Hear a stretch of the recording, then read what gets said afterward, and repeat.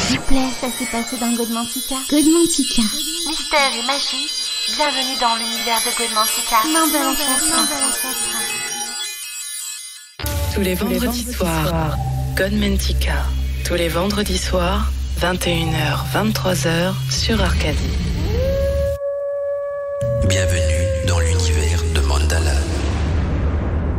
Bien, bonsoir mes amis d'Arcadie, content d'être avec vous ce soir dans ce volet de Godmantica. Il est déjà 21h passé de 4 minutes, on est le 22/6/2018 et je vous souhaite à tous et à toutes une bonne célébration de l'ITA. Alors bien sûr l'ITA, certains l'ont fêté donc le 21, d'autres le fêtent aujourd'hui, peu importe, l'important c'est d'être donc dans l'esprit de l'ITA.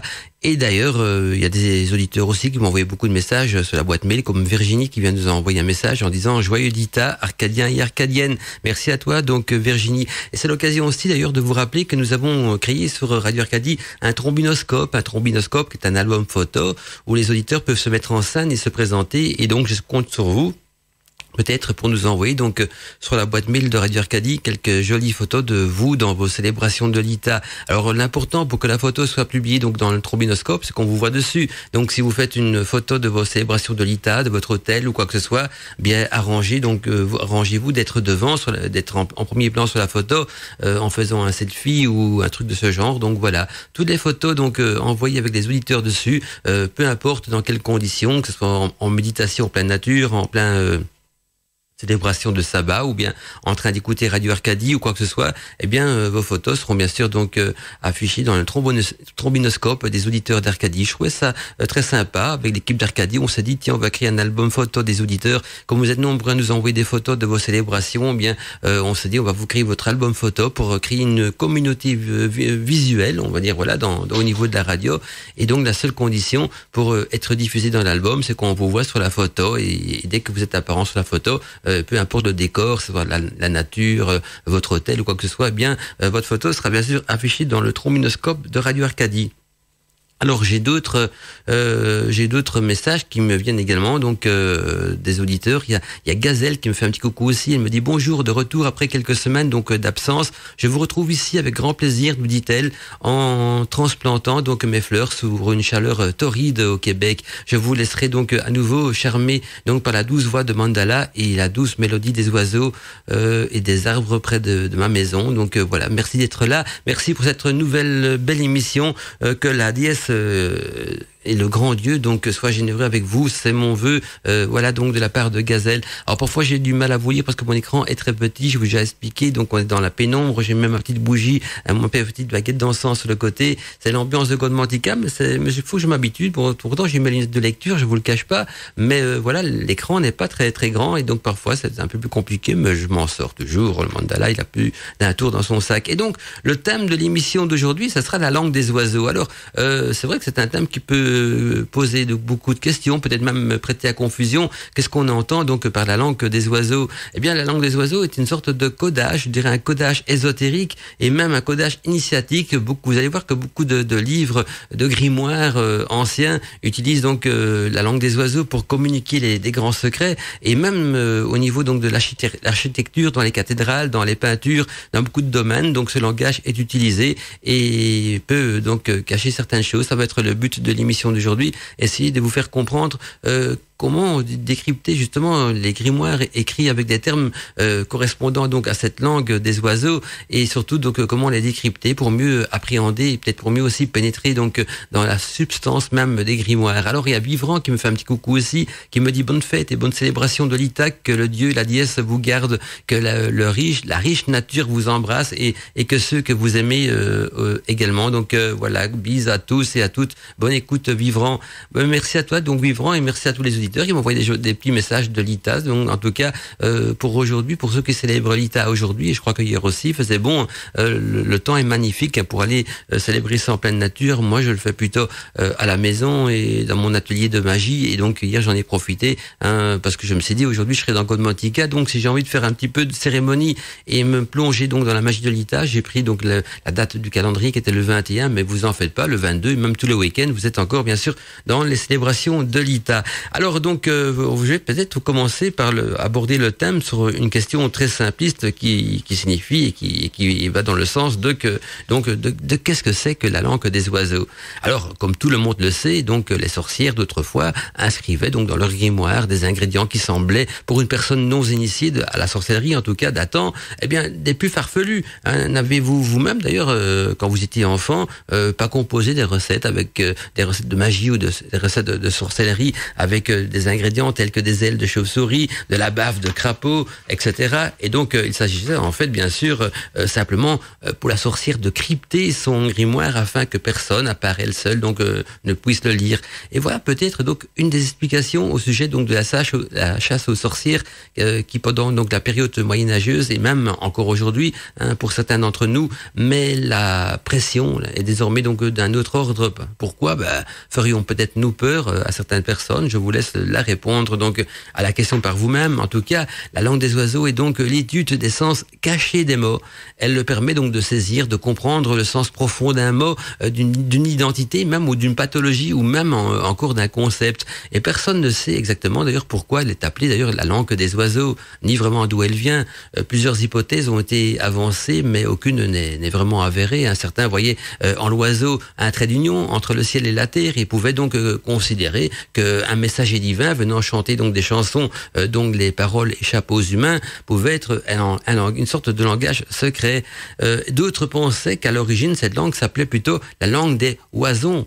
Et donc qu'elle avait été donc créée par une sorte de confrérie secrète liée donc aux bâtisseurs des cathédrales, et ceci afin de crypter des connaissances. En tout cas, si nous ne connaissons pas vraiment son origine de manière certaine, nous savons que c'est donc un système qui a été donc utilisé par les mystiques par les soufis aussi, les alchimistes et d'autres donc pour crypter donc leurs messages et leurs grimoires et leurs textes et les rendre donc hermétiques au commun des mortels. Et cette langue a également donc été utilisée par les auteurs pour masquer aussi la dimension ésotérique de certaines œuvres, comme je pense par exemple donc à Rabelais, ou plus pragmatiquement donc par les commerçants pour créer donc des enseignes ou les noms même de leur commerce. Et ça fait penser d'ailleurs à une anecdote d'un hôtel donc qui s'est situé à Paris et qui avait donc comme enseigne un lion en or sur un blason, et au fait le nom de l'hôtel c'était Au Lion d'Or, mais on pouvait en prendre décortiquer le mot en disant aussi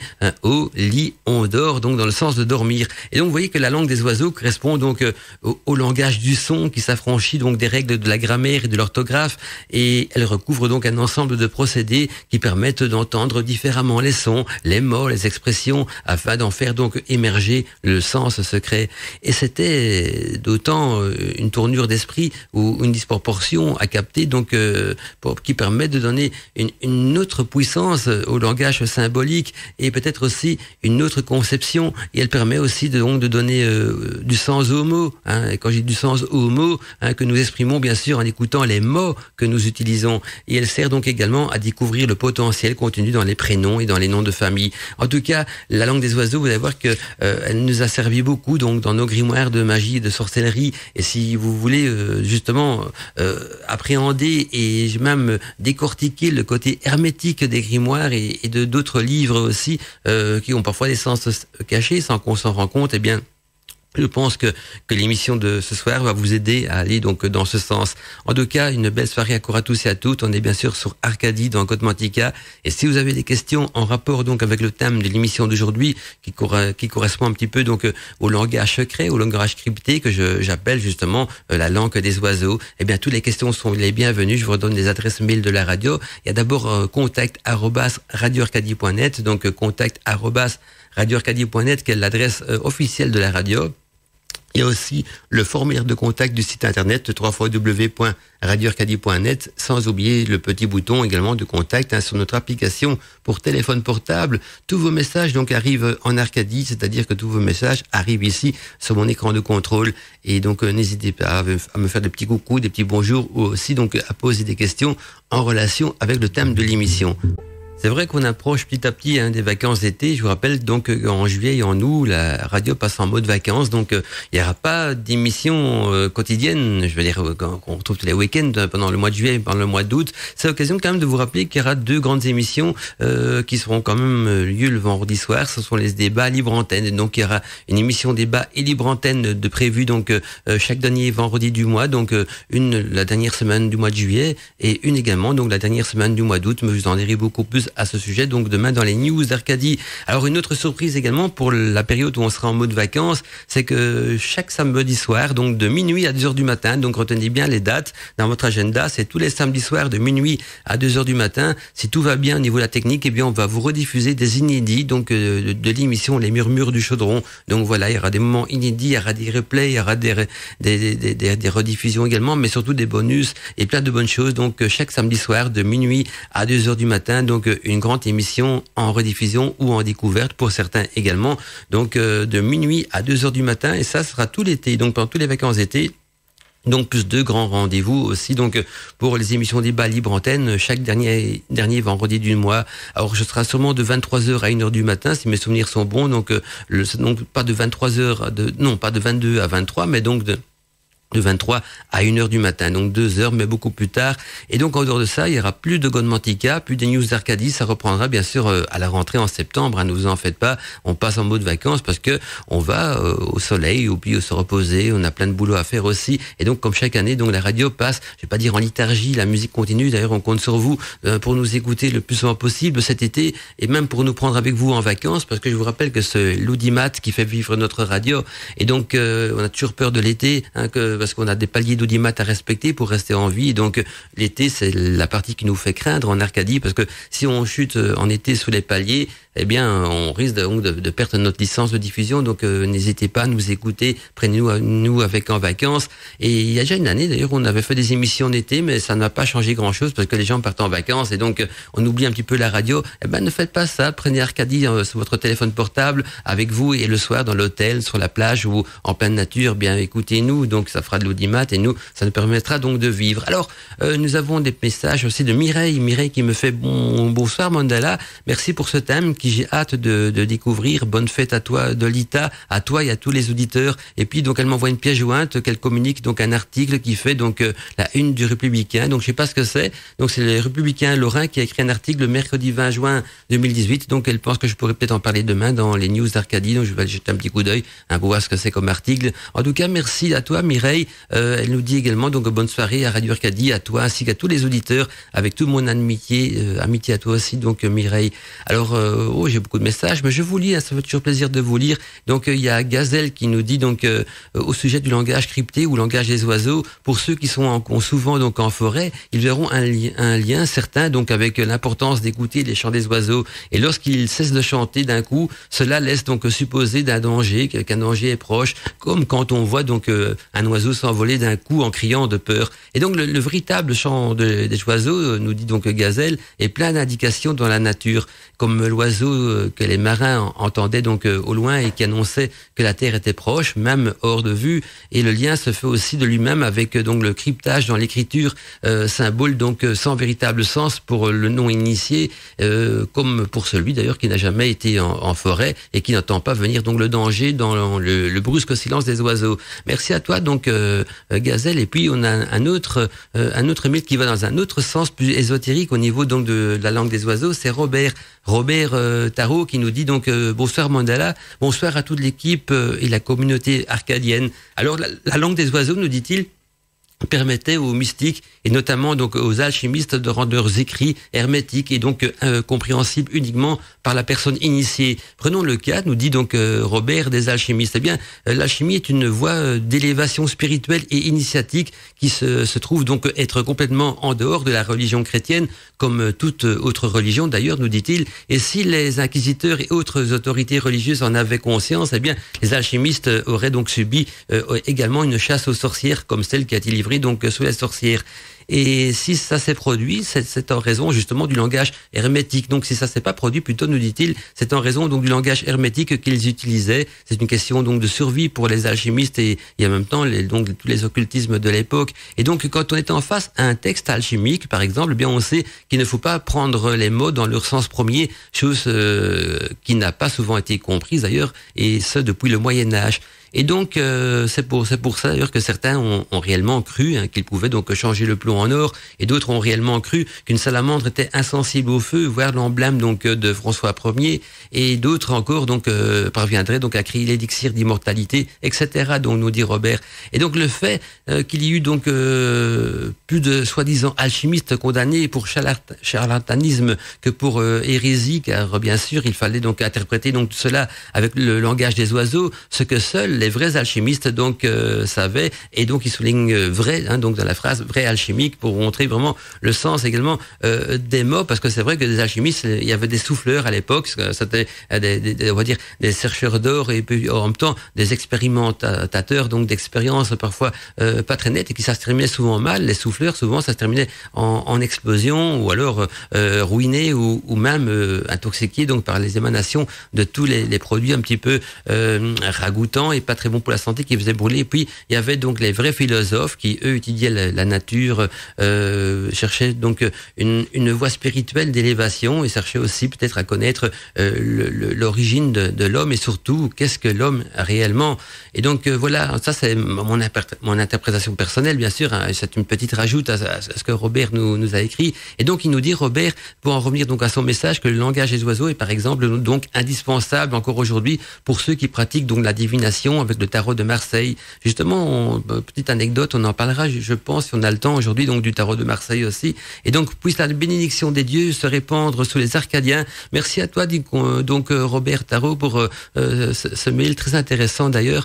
Et puis, il y a Patricia qui nous fait également un petit coucou, qui nous dit: bonsoir Mandala, je rentre juste pour l'émission. Je souhaite un très bon Lita à toi et à tous mes amis d'Arcadie. Je posterai donc très vite mes photos de la célébration. Gros bisous Patricia. Alors les messages continuent à affluer, mais nous on va avancer un petit peu aussi dans le thème de l'émission, et donc on va voir un petit peu quelles sont les relations, je dirais, ce que signifient mais aussi les relations entre cette langue des oiseaux et la tradition donc initiatique occidentale. Et donc, pour en revenir un petit peu au message de Robert aussi, la langue des oiseaux est utilisée donc en général surtout pour extraire l'esprit et saisir donc la signification secrète des ouvrages didactiques et des sciences ésotériques. Et puis, le langage des oiseaux est donc considéré comme utilisable pour percevoir donc la signification originelle de tous les mots. Ceci donc avant leur déformation par des connotations émotionnelles et culturelles et aussi par des déformations du langage courant. Et cela rejoint donc le concept d'une langue mère, une proto-langue, donc la langue mère, la langue universelle, très recherchée d'ailleurs par les historiens. Et d'ailleurs, je vous conseille de lire l'ouvrage de Fabre d'Olivet, qui s'intitule donc La langue hébraïque restituée. Donc la langue hébraïque restituée de Fabre d'Olivet. Je vous conseille vraiment de le lire parce que c'est un bon exemple, car il expose donc les bases de la composition des mots et de toutes les langues à partir donc des racines hébraïques. Et puis il y a aussi un autre bon écrivain qui malheureusement n'est plus de ce monde, c'est Schwaller de Lubix et également donc Enel qui le rejoignent donc à Fabre d'Olivet, en montrant donc la construction des mots en égyptien ancien et aussi les racines préyennes respectivement, donc dans Herbak et la langue sacrée Herbak. Il y avait Herbak disciple, et puis il y avait Herbak Poachiche aussi. C'est d'abord Herbak Poachiche, mes souvenirs sont bons, et puis c'était Herbak disciple. Et donc la langue des oiseaux fut surtout donc employée par les initiés du Moyen-Âge, et ceci donc pour déguiser le sens profond de leurs pensées. Et puis la langue des oiseaux servait aussi donc aux sorciers, et ainsi qu'aux alchimistes, comme le signalait Robert, qui se transmettaient donc ainsi leurs secrets de leur art. Et elle doit donc son nom à son caractère volatile, léger et aérien, autant qu'au symbolisme aussi universel de l'oiseau. L'oiseau considéré donc de tous les temps comme une sorte d'intermédiaire entre l'homme et les dieux. Et à l'image justement du chant mélodieux des oiseaux, ce langage fut considéré donc comme celui de l'esprit l'esprit, ainsi que les cartouches donc des cathédrales, hein, qu'on peut voir par exemple à Notre-Dame de Paris, et aussi les blasons de certaines sculptures médiévales qui ne peuvent se décrypter justement que sans une maîtrise de cette langue secrète.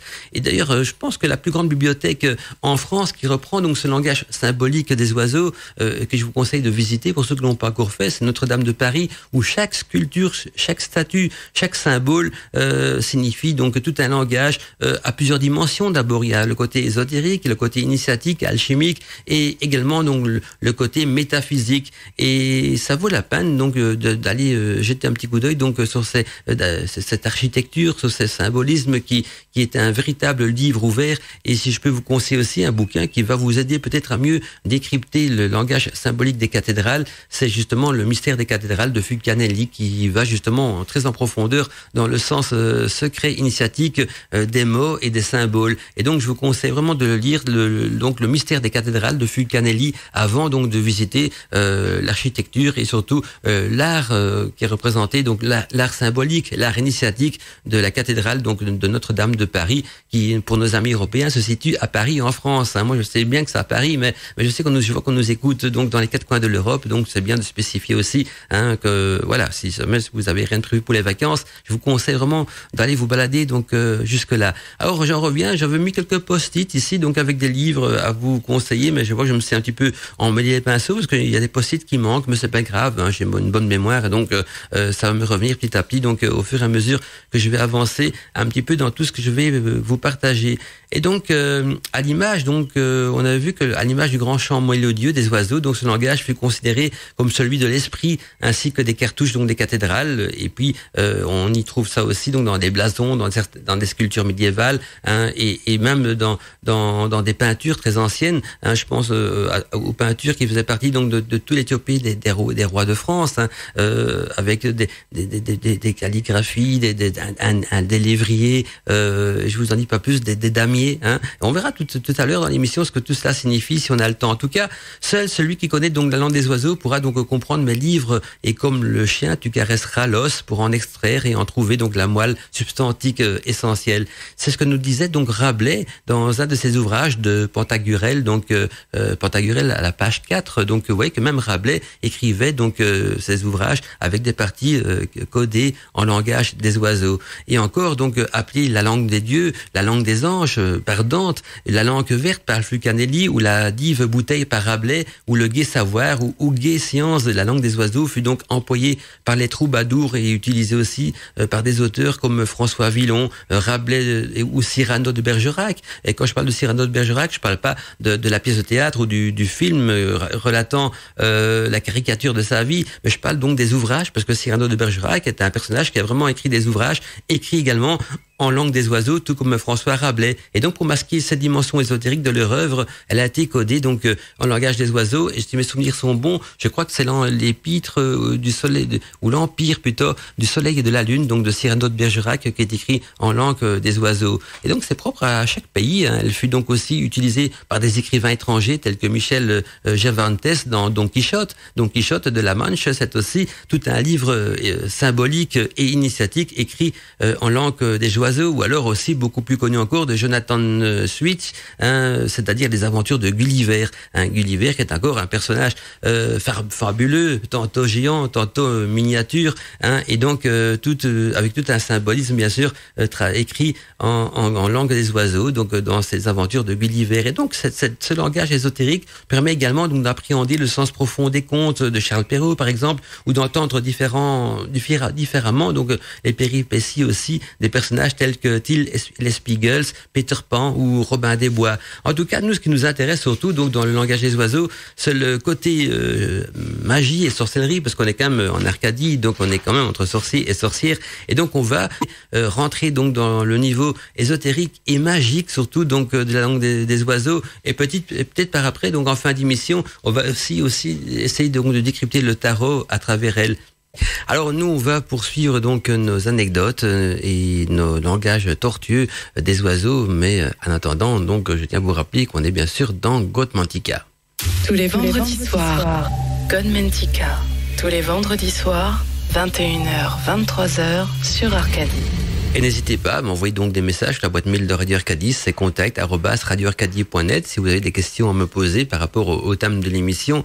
Et d'ailleurs, je tiens à vous dire aussi, vous pouvez me contacter par le téléphone portable également. Donc le petit bouton contact sur le téléphone portable vous permet d'envoyer des textos sur mon écran de contrôle aussi.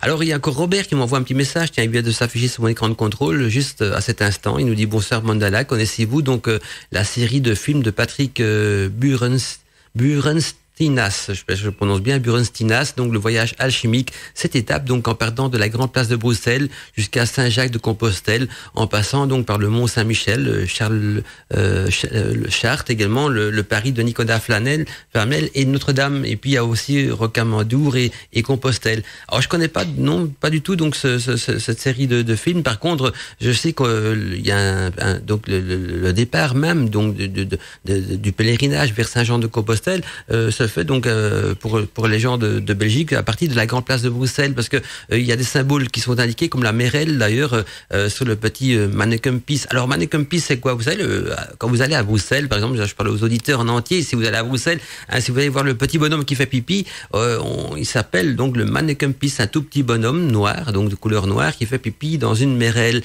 Et donc Manneken-Pis, ça veut dire en bruxellois donc le petit homme, le petit garçon qui fait pipi, donc traduction littérale, Manneken-Pis, Manneken, petit garçon, Pis, fait pipi quoi. Et donc il fait pipi dans une Merelle, et ça fait donc allusion justement au compost stellaire. Et puis le Merelle est également le symbole donc des pèlerins de Compostelle. Alors c'est le point de départ justement parce qu'il y a le symbole de la Merelle dans lequel le petit garçon fait pipi, et puis par après c'est sur les pavés de la Grand Place, il faut surveiller les pavés de la Grand Place. Il y a de temps en temps une Merelle en cuivre donc qui est gravée dedans, donc en métal. Les pavés de la Grand Place sont bien sûr en pierre, donc c'est des vieux pavés romains, mais dedans il y a parfois donc une Merelle de gravure en cuivre, donc c'est de là que partaient les pèlerins. Et je vous rappelle que le véritable pèlerinage à Compostelle était de relier sa maison à pied jusqu'à Compostelle, donc que vous habitez en France, c'est-à-dire Paris, Lyon, Bruxelles, ou même le fin fond de l'Italie ou le fin fond de l'Allemagne. Le véritable pèlerinage, c'est ne pas prendre le train jusqu'à comme le font les pèlerins modernes. Maintenant, ils prennent le train jusqu'à un endroit spécifique et puis ils font un petit bout de chemin à pied et ils se disent non, j'ai fait mon pèlerinage à Compostelle. Non, le pèlerinage donc initiatique d'époque, et qu'il est toujours d'ailleurs, c'est relier donc sa maison, peu importe où on habite dans le monde, je dirais même peu importe où on habite dans le monde, c'est relier sa maison à pied donc vers Compostelle en partant le plus démuni, c'est-à-dire qu'on n'apporte rien avec soi, à part peut-être ses papiers d'identité pour éviter donc les emmerdes, mais sinon on peut même pas prendre de l'argent non plus avec, juste une bonne paire de chaussures, et puis il faut vivre donc de débrouilles, de petits travaux, de mendicité, peu importe. C'était vraiment toute une remise en question, une introspection de soi, donc le pèlerinage de Compostelle. Et j'en profite que Robert en fait allusion dans son message, donc pour rappeler que donc qu'à la grande place de Bruxelles, si vous allez la visiter cet été et que vous allez voir le petit bonhomme qui fait pipi, donc le Manneken-Pis, j'aime bien le dire en bruxellois, eh bien c'est le point de départ donc des pèlerins de Compostelle,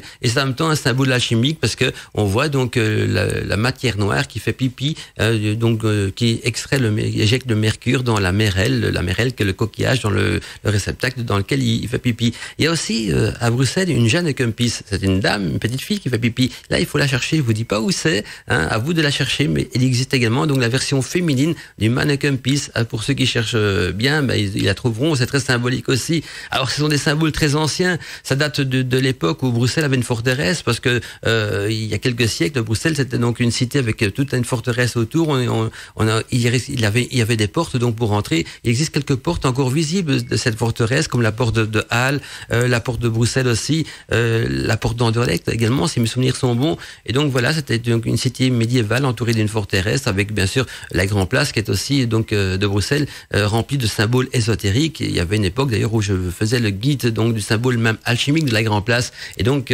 voilà, c'est pour montrer que c'est quand même un endroit très ésotérique qui a été détruit plusieurs fois au cours de la guerre, et chaque fois reconstruit donc selon les mêmes plans, et toujours avec cette architecture donc franc-maçonne et rosicrucienne donc qui ont participé à l'ensemble des symboles donc de la Grande Place de Bruxelles. Voilà une petite anecdote en passant. Autant faire la publicité pour Bruxelles si vous avez pas d'idée encore pour vos vacances donc de cet été. Alors je poursuis donc le message de Robert qui nous dit donc à à chaque étape, il nous explique donc, il parle donc du documentaire Le Voyage alchimique de Patrick Burentinas. Donc il nous dit qu'à chaque étape, il nous explique toute la symbolique alchimique que l'on peut donc trouver sous les monuments. À Caen, une grande soirée donc en Arcadie sur le thème de l'alchimie. Je souhaite à tout le monde donc une très bonne émission. Alors pour répondre à ta question, Robert, pour le thème de l'alchimie, on compte en faire une. Je sais pas te dire quand, parce que au fait, on va faire une soirée spéciale sur l'alchimie dans l'émission aux portes du mystère. Et donc là, on essaye de rechercher donc un intervenant donc spécialisé dans le domaine de l'alchimie, donc au minimum un écrivain qui a écrit donc un bouquin dans le domaine, on a déjà quelques-uns intéressés, ou alors quelqu'un qui a fait un documentaire également. Donc Alina, je pense qu'elle est en train de chercher pour le moment donc une personne qui pourrait être donc implantée dans ce domaine-là, parce que les portes du mystère, c'est faire découvrir donc l'univers d'une personne en particulier, donc l'univers d'un écrivain sur la féerie ou sur la magie, ou l'univers d'un chaman, ou on aura aussi un chasseur de fantômes, un chasseur d'ovnis qui viendra donc dans les portes du mystère, et on recherche également donc un alchimiste pratiquant, écrivain, ou en tout cas ayant donc un fameux parcours donc dans son domaine. Donc Robert, bonne nouvelle, c'est en préparation. Je ne peux pas encore te dire quand, ça sera donc la saison prochaine, je l'espère en tout cas. Et donc il y aura donc une émission spéciale aux portes du mystère sur le thème de l'alchimie. Je pensais aussi peut-être un jour faire une émission Godmantica sur ce thème-là, mais voilà, je réfléchis encore, c'est en préparation aussi. Donc il y a des choses qui vont bouger donc à ce niveau-là, mais Godmantica, ce sera donc l'alchimie, mais plutôt recettes de préparation, d'élixirs de plantes. Ça sera plutôt orienté vers l'aspargie, donc pour faire quelques remèdes dans le cadre des potions magiques ou tout ce qui va avec, pour éviter justement de tomber dans la profanation de certaines choses, et en même temps pour garder le côté magique de l'émission. Mais il y aura par contre là une véritable donc émission sur l'alchimie dans les portes du mystère, avec un invité que je sais pas encore vous dire, parce que ce sera un invité mystère, mais qui sera donc un alchimiste. Donc voilà, si vous avez des questions sur l'alchimie, ce sera l'occasion donc de les poser à l'invité, qui sera sûrement donc ou un écrivain ou un pratiquant ou quelqu'un en tout cas qui se lève très tôt le matin pour aller dans les cavernes les plus sombres, extraire ses minéraux, et qui a son athanor chez lui à la maison, et qui vit complètement dedans, quoi. Donc qui a fait partie donc de l'alchimie, en tout cas de sa vision de l'alchimie, hein, parce que chacun a sa propre vision là-dessus. Hein, il y a pas une vision universelle, parce que la vision universelle de l'alchimie, ou le bon chemin de l'alchimie, mais ce sont ceux qui ont réussi donc à comprendre le principe même du secret qui est transmis à travers donc tout cet art. Et tant qu'on reste au niveau de chercheurs en alchimie, là chacun a sa propre vision, bien sûr, mais c'est la vision en alchimie, pour résumer ça, à une pierre brute qui se taille petit à petit. Hein, imaginez un sculpteur qui est en train de sculpter donc un monument. Au début, c'est une pierre brute insignifiante, c'est un gros bloc de pierre, et petit à petit, la pierre, elle prend forme, elle prend vie, elle donne une signification, elle enseigne un message, et elle crée quelque chose. Et donc ça, c'est un petit peu ma définition, moi, du parcours alchimique. Et donc, si le tailleur de pierre a une bonne influence, une bonne inspiration, une inspiration divine, eh bien, je pense qu'il pourra arriver à créer quelque chose de magnifique qui va l'enseigner peut-être le secret du grand œuvre alchimique. Ah, voilà, une petite anecdote, parce qu'on me parle d'alchimie ce soir, hein, ça fait toujours plaisir. Tous ces sujets me passionnent également, vous en doutez bien.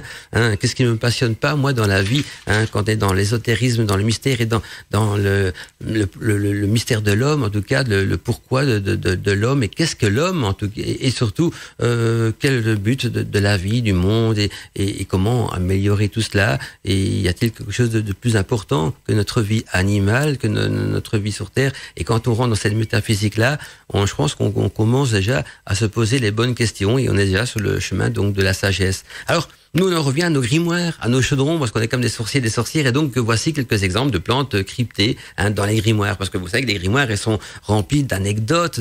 Je vais employer un terme aussi qu'on a employé au Moyen-Âge, on va dire de la supercherie. Alors, quand je dis supercherie, c'est parce que quand on n'arrive pas à décrypter un grimoire, on va dire la supercherie. Et je peux comprendre, hein, quand vous envoyez des termes sang de dragon, bave de crapaud, pierre de lune, hein, imaginez, les gens devaient se dire, ils ont quand même pas été sur la lune chercher une pierre, ils ont pas été tuer un dragon pour prendre son sang, ou courir derrière le crapaud pour le faire baver dans une fiole, et j'en passe. Eh bien, vous allez voir que tout ça faisait aussi partie de la langue des oiseaux. Et donc, quand un grimoire de sorcière tombait entre les mains d'un profane, parce que l'Église catholique, quand ils ont brûlé des sorcières durant l'Inquisition, ils ont quand même tombé sur des grimoires aussi, que la plupart du temps, ils ne comprenaient pas grand-chose, parce que ces grimoires étaient remplis de signes cabalistiques, d'incantations, mais incantations aussi, c'est souvent donc des incantations symboliques et initiatiques écrites en langue des oiseaux. Et donc, comme tout le monde le sait, donc les sorcières d'autrefois inscrivaient également dans leur grimoire des ingrédients qui semblaient, pour une personne non initiée à la sorcellerie datant,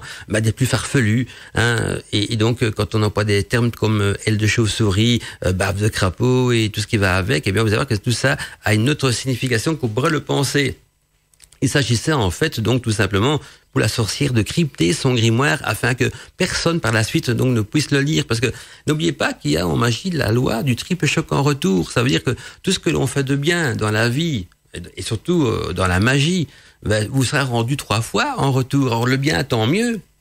Si vous faites de la magie, des rituels pour faire du bien autour de vous, eh bien, vos rituels le bien que vous semez va être rendu 3 fois. Donc, vous avez 3 fois plus de béatitude que celle que vous avez semée. Ça, c'est merveilleux. Mais ceux qui font du mal, vous récoltez que la monnaie, ce qu'il reste de votre monnaie. Donc, le mal que l'on sème revient aussi 3 fois. Donc, raison de plus de toujours faire du bien. Et donc, s'ils cryptaient le grimoire, les sorcières, parce que si une sorcière vertuait sa vie à faire des bonnes actions parce qu'elle voulait donc acquérir le chemin de la sagesse, eh bien, si son grimoire, donc quand elle à l'heure de son décès, ou même si son grimoire était simplement volé et qui tombait donc entre de mauvaises mains, tout le mal qui était fait donc par la personne qui avait volé son grimoire avec le contenu de son bouquin, la sorcière en était un petit peu responsable aussi. Alors vous allez me dire, mais elle n'en peut rien qu'on lui a volé son bouquin. Bien si, quand même, parce que elle a écrit son livre, elle y a mis donc ses recettes, et donc si quelqu'un les vole pour faire du mal, ça veut dire que c'est la sorcière en est la cause première, parce que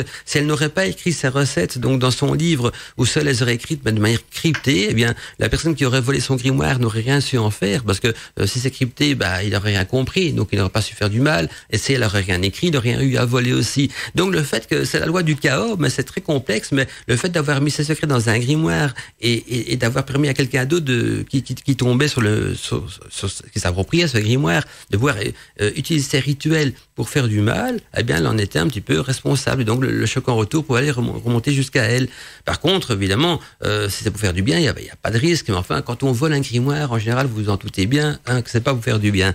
Et donc voilà, si vous écrivez vos recettes dans des grimoires ou quoi que ce soit, cryptez-les, parce que vous savez jamais entre quelles mains ça peut tomber. Et puis c'est une tradition de crypter donc ça se crée donc dans les grimoires. Et bref, revenons donc au sujet pour ceux qui aimeraient savoir quelle plante se cache derrière telle ou telle appellation. Eh bien voici une petite liste la liste elle est longue, mais j'ai pris les plus connues parce que j'ai trouvé il y a des milliers donc de concordances qu'on peut trouver. Donc j'ai fait par ordre alphabétique quelques plantes célèbres, et savoir quel type de plante se cache derrière une telle appellation. Et donc j'ai fait une petite liste qui pourrait déjà vous donner un aperçu des cryptages donc utilisés dans les grimoires. Alors on va revenir à notre fameuse aile de chauve-souris. Quand une sorcière dit, vous mettez donc dans votre chaudron des ailes de chauve-souris. Ne pensez quand même pas que la sorcière elle a tué une pauvre chauve-souris. La sorcière qui est quand même une femme chamane qui aime la nature, elle va pas faire du mal à une chauve-souris pour lui voler ses ailes et en faire une mixture de magie, loin de là. Les ailes de chauve-souris n'étaient rien d'autre que des feuilles de houx. Regardez, quand vous voyez donc des feuilles de houx, donc quand on arrive en période de Noël, les feuilles de houx, elles ressemblent tout à fait à une aile de chauve-souris. Et donc par analogie de ressemblance, par cette signature de ressemblance entre les feuilles de houx et les ailes de chauve-souris, eh bien, quand une sorcière met dans son grimoire, vous mettez donc des ailes de chauve-souris dans un tel ingrédient, eh bien, elle voulait mettre tout simplement, donc ça vous entendait des feuilles de houx. Et donc voilà, c'est du. Ou alors on va poursuivre. Quand on parle de belle dame dans un grimoire, donc de belle dame, c'était la belladone. Donc quand on citait donc un ingrédient ou une phrase avec le terme belle dame, non, il s'agissait pas d'une déesse, mais d'une plante qui s'appelle donc la belladone. La bile humaine, quand on mettait donc aussi des ingrédients tels que de la bile humaine, on n'allait pas massacrer un humain pour prendre sa bile. Non, la bile humaine, c'était de la sève de navet. Alors le blé de fourmi, une belle appellation, ça, le blé de fourmi, c'était du chien-dent. Alors j'en ai plein, je vais regarder les plus célèbres, parce que je vais pas vous dire les 1000 ce soir, sinon dans 10 jours on est encore occupé, mais les plus connus comme le bouton d'or. Le bouton d'or, c'est la renoncule, ça beaucoup de gens le savent, beaucoup d'entre vous le savent, mais voilà, c'est déjà un exemple, même si tout le monde le sait. Le terme bouton d'or n'est pas le terme scientifique de la fleur, c'est le terme bouton d'or, c'est le terme de la langue des oiseaux. Le vrai nom, c'est la renoncule qu'on appelle donc bouton d'or, parce que ces fleurs ressemblent à des boutons d'or. Alors, une fleur qui s'appelle casse-pierre, hein, une plante plutôt, la plante qui s'appelle casse-pierre, c'est la renouée, parce qu'elle pousse à travers les pierres. Et donc, dans les grimoires, on va l'appeler casse-pierre. Alors, imaginez donc, dans l'Antiquité, ou bien pendant l'Inquisition, quand quelqu'un tombait sur un grimoire de sorcière, il dit, oh, vous prenez un casse-pierre, il allait plutôt aller vers une machette, ou un marteau, ou une massue, mais pas vers la renouée, hein, parce que c'était seulement les initiés qui étaient au courant. Alors, il y a des mots plus sulfureux. La chasse-diable, une plante qui s'appelle chasse-diable. Bien, pour ceux qui ont fêté l'Ita, doivent savoir, c'est le millepertuis. Le millepertuis, donc, c'était la plante qui s'appelait, donc, dans les vieux grimoires, la chasse-diable, parce que le millepertuis était la plante qu'on accrochait, donc, à l'entrée de sa maison pour protéger sa maison, donc, des maléfices, des mauvaises influences, des mauvaises personnes, et donc aussi du diable. Alors, la citronnelle, hein, qui a une odeur de citron, c'est la mélisse. Ça, vous savez sûrement aussi, on l'appelle la citronnelle à cause de son odeur de citron. Eh ben, mais le vrai nom de la plante, c'est de la mélisse. Alors, une autre plante qui s'appelle le cœur d'aigle. Un cœur d'aigle, c'est de l'absinthe. Vous allez voir que l'absinthe, il y a encore d'autres noms aussi, comme la fée verte, par exemple. Donc, de l'absinthe, on peut dire cœur d'aigle ou fée verte également. Quand on parle de la fée verte, eh bien, c'est également donc de la plante absinthe. Alors, une autre plante encore, un cœur de berger. Alors un cœur de berger, quand on met ça dans un grimoire, donc dans une recette, vous prenez le cœur d'un berger. Non, massacrez pas le pauvre petit berger avec ses moutons. Le cœur de berger n'était rien d'autre que la bourse de Pasteur. Donc la bourse de Pasteur est une plante également, et donc dans les grimoires, elle a été reprise sous l'appellation cœur de berger. Alors le coudrier, ça tout le monde doit savoir. Hein, si quelqu'un ne sait pas ce que c'est le coudrier, hein, c'est digne de ne pas porter l'appellation de sorcière. Non, le coudrier, c'est le noisetier. Les baguettes magiques de sorcières sont faites en coudrier. Le coudrier était donc le côté, le langage caché, donc de la langue des oiseaux, qui désignait donc le noisetier. Alors le noisetier, bien sûr, qui fait les petites noisettes d'écureuil avec les feuilles rouges, on est bien d'accord. Alors j'en ai encore quelques-uns ici. Allez, encore un dernier pour la route, et puis on va envoyer un petit peu de musique, et puis je reprendrai après donc d'autres cryptages de plantes. Le crache-venin.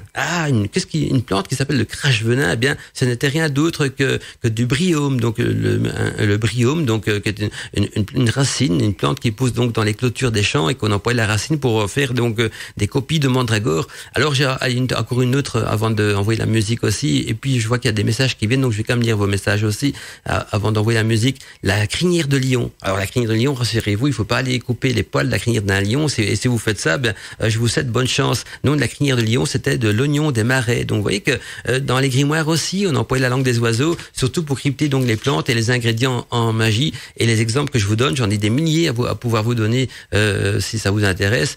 Et donc, ça peut être une bonne idée. Ça peut être une bonne idée. Il y a Nathalie Nathalie ou Nati, il y a les deux. Les créations Nati, donc on va dire Nathalie, c'est Nathalie aussi. Nathalie du Québec qui nous dit, bonsoir Mandala, vous feriez-vous un PDF donc avec les plantes et les appellations magiques en langue des oiseaux. Bonne soirée du Québec. Alors Nathalie, je réfléchis, mais oui, bien sûr, je vais vous faire un petit PDF donc avec les appellations de la langue des oiseaux. Et c'est bien de l'avoir proposé parce que j'y pensais pas, parce que les PDF, quand je les propose, ma boîte mail se remplit très vite.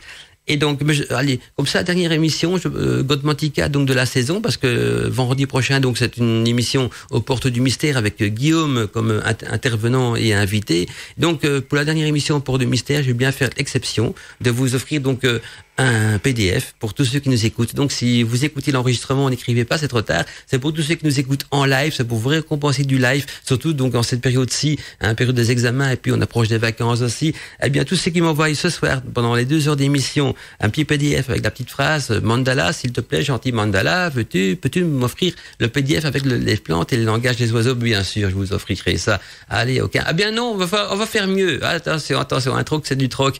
Vous m'envoyez une jolie photo de vous. Une jolie photo de vous donc dans un décor de magie, de nature ou quoi que ce soit, pour le trombinoscope, et en échange je vous envoie du donnant en échange je vous envoie donc le PDF avec donc toute la liste des plantes, et il y en a quelques-uns, je peux vous dire qu'il y a 3-4 pages complètes donc des listes des plantes cryptées en langage des oiseaux. Donc si en échange d'une photo pour le trombinoscope du site de Radio Arcadie, on l'a créé, c'est tout nouveau, et donc une photo de vous en action ou en tout cas vous vous mettez en rôle devant votre hôtel, dans votre maison, en train de méditer, ou en selfie en train d'écouter Radio Arcadie, c'est bon aussi, ou dans un bois, ou en train de célébrer un sabbat ou un esbat. tout ça c'est bon, et donc c'est intemporel. Donc ça, je vais même m'accompagner en dehors de l'émission. Donc même en dehors de l'émission, si on écoute le podcast, si vous m'envoyez une photo de vous en train de faire une célébration de rituel, de sabbat, d'écouter Radio Arcadie en pleine nature, de méditer dans la nature, de peu importe, voilà, une photo de vous en action, mais avec un thème en relation bien sûr avec l'univers d'Arcadie, eh bien je vous envoie le PDF avec donc les appellations des plantes magiques et leur nom donc dans la langue des oiseaux, donc le nom tel qu'on les trouve dans les grimoires, ce qui vous permettra donc de mieux décrypter les grimoires. Alors je vois encore Ragnard qui me fait un petit coucou aussi. Bonjour mon bon Mandala, en retard ce soir malheureusement. Merci d'aborder ce sujet. Sois béni, Ragnard Will, qui vous avez parfois des noms pas faciles à prononcer, mais pour un néerlandophone comme moi ça va. Je m'habitue, je me suis amélioré en langue française quand même depuis que j'ai lancé Godmantica, et tant mieux. Damezenir Goedenavond pour nos amis flamands qui nous écoutent aussi. Alors, mon bon Mandala, donc Ragnard, serait-il possible d'avoir un PDF de décryptage de ces ingrédients? Merci et bonne continuation. Eh bien, voilà, Ragnard, tu m'envoies une jolie photo pour le trombinoscope de Radio Arcadie, et je promets que donc tu auras le PDF aussi. Il suffit de demander, mais c'est du donnant-donnant ce soir. On est dans le troc aujourd'hui, le troc païen. En échange d'une photo pour le trombinoscope d'Arcadie, donc on peut publier sur notre site de la radio une photo de vous qui vous met en scène dans un univers de la magie, donc rituel, méditation, ou bien en train d'écouter Radio Arcadie, c'est considéré comme de la magie aussi, ou en pleine nature, ou en train de célébrer un sabbat. En échange d'une photo pour une trombinoscope, eh bien je vous donne un PDF. Ça m'évitera de faire 300 mails, que quand j'envoie un message comme ça, j'ai 300-400 mails et je suis parti pour toute la semaine. Mais aujourd'hui, ça va me motiver parce que en même temps, je pourrais remplir le trombinoscope de la radio et vous envoyer les PDF. Donc, on est bien d'accord. Vous m'envoyez une photo pour le trombinoscope d'Arcadie et je vous envoie le PDF. Mais demandez-le quand même, si vous voyez la photo, demandez-moi comme le PDF donc dans votre message aussi. On est bien d'accord. Alors, dans les cryptages des grimoires, j'ai encore d'autres noms de plantes donc qui nous viennent comme ça, donc au niveau de la langue des oiseaux, comme la dent de lion. Les dents de lion, c'était du pissenlit. Quand on parlait également donc d'ergot de coq, l'ergot de coq n'est rien d'autre que de la pivoine. Alors, il y a aussi la fée verte que tout le monde connaît. Enfin, j'espère que tout le monde connaît. Donc, sur le nom de l'absinthe, on avait déjà vu une autre appellation également de la fée verte, ou des feuilles d'amour. Les feuilles d'amour, c'était rien d'autre que la bardane. Il y a également donc le fenouil puant, qui était l'aneth, que je ne peux pas encore trouver comme plante. Il y a les fleurs de la passion, qui était la passiflore. Il y a aussi les fleurillons d'or. Les fleurillons d'or est une autre appellation donc des pissenlits. Alors il y a les gants de Notre-Dame qui était la digitale. Il y a la graine d'orus qui était la marube. Et également l'herbe au chat qui était appelée donc la valériane. Donc quand on parle d'herbe au chat, mais ça je suppose que tout le monde connaît. Si vous avez des chats, vous connaissez aussi donc la valériane. Il y a l'herbe aux sorcières qui était la belladone. L'herbe aux sorcières également la datura. Donc belladone et datura qui étaient quand même deux plantes vémineuses. Il y a aussi l'herbe aux verrues, la chilidoine, parce que la chilidoine elle soigne les verrues. D'ailleurs, si vous avez une verrue, vous mettez un tout petit peu de la sève de chilidoine sur votre verrue, eh bien vous allez voir que donc la verrue sera très très vite soignée. Elle va d'abord devenir toute noire et puis elle va finir par tomber. Et c'est beaucoup mieux que d'aller dépenser donc une fortune chez un dermatologue qui lui va la brûler d'une manière beaucoup plus agressive avec de l'azote liquide, alors que si vous mettez de la sève de chilidoine, donc cette petite pâte jaune qui coule de la tige de chilidoine, vous en mettez quelques fois sur votre verrue, eh bien elle tombera d'elle-même. Alors herbe ovipère, ça vous dit quelque chose, l'herbe ovipère? C'est la viperine.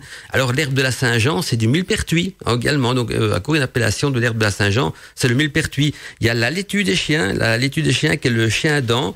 Il y a également donc la langue de serpent, la langue de serpent qui était plutôt connue au Québec sur le terme de érythrone. Donc de l'érythrone, c'est la langue de serpent. Le manteau de Notre-Dame, c'est une appellation, manteau de Notre-Dame, c'était donc le manteau des dames, ou donc c'était l'achimile. Donc il y avait deux appellations. Ça pouvait être le manteau de Notre-Dame ou le manteau des dames, c'était donc de l'achimile. Alors, museau de veau. Le museau de veau, c'était de la gueule de loup. Vous allez dire, la gueule de loup, c'est aussi un drôle nom pour une plante, mais donc voilà, quand on parlait du museau de veau, gueule de loup, c'est la même plante. Alors, le museau de porc, par exemple, là, c'était de nouveau une appellation cachée pour le pissenlit. Le navet du diable, on avait déjà vu ça aussi quand on avait parlé donc de la mandragore. Le navet du diable, c'était le bryome. Et alors les pattes de corbeau, les pattes de corbeau ou des pattes de corneille, eh bien c'est du géranium tacheté. Donc vous voyez que même à ce niveau-là, on tombe encore sur des plantes. Alors la pâte de crapaud, eh bien de la pâte de crapaud, c'est pas un crapaud qu'on a broyé en pâte, non, c'était du noyer cendré. Donc c'était une plante qui était le noyer cendré. De la racine de l'amour, donc racine de l'amour, c'était donc de la racine de patchouli. de la reine de la nuit. La reine de la nuit, c'était de la vanille, sûrement à cause de son odeur très très prenante et très douce. Alors le sang de dragon, ça on s'en doute, le sang de dragon, c'est la résine rouge donc tirée du dragonnier, le dragonnier qui porte très bien le nom aussi. Et donc la résine qui donne, une fois qu'elle est séchée, devient donc l'encens de sang de dragon, qu'on fait brûler sur des petites pastilles de charbon ardent. Alors il y a aussi le sang de titan qui, là c'est de la laitue sauvage. Et alors le sperme d'Hermès, ça veut dire comment on trouve un ingrédient pareil. Bien quand on parle de sperme d'Hermès, c'était de l'ânette. Alors la tête de grenouille, c'était aussi de la renoncule, et la verge des ménagères, donc c'était le genêt à balai.